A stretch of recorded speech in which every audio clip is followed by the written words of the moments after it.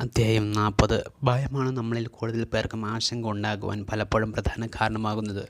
നമ്മളൊരു തെറ്റ് ചെയ്താൽ അല്ലെങ്കിൽ തെറ്റ് ചെയ്യാൻ ശ്രമിച്ചാൽ മറ്റുള്ളവർ നമ്മുടെ തെറ്റ് കണ്ടുപിടിക്കുമോ എന്ന ഭയം നമ്മളെ ഒരുപക്ഷെ ആശങ്കയിലാക്കിയേക്കാം.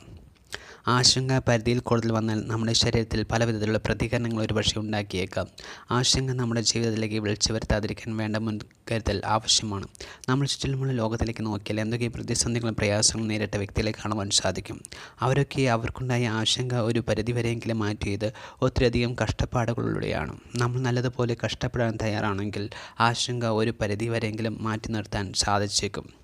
എത്ര വലിയ പ്രതിസന്ധിയും പ്രശ്നവും നേരിട്ടാലും നമ്മളെ പ്രത്യക്ഷത്തിൽ സഹായിക്കാൻ ആരുമില്ലെങ്കിലും മുന്നോട്ട് പരിശ്രമിച്ചു കൊണ്ടിരിക്കുക. ഇന്നിപ്പോൾ മുതൽ മടി കൂടാതെ നല്ല രീതിയിൽ കഷ്ടപ്പെടാൻ തയ്യാറാകുക. ആശങ്കയില്ലാത്ത ഒരു ലോകം നമ്മൾക്ക് മുന്നിൽ എത്രയും വേഗം തന്നെ തുറന്നു കിട്ടട്ടെ. ആശങ്കകൾ അകറ്റിക്കൊണ്ട് മനസ്സിന് സന്തോഷം നേടാൻ സാധിക്കട്ടെ.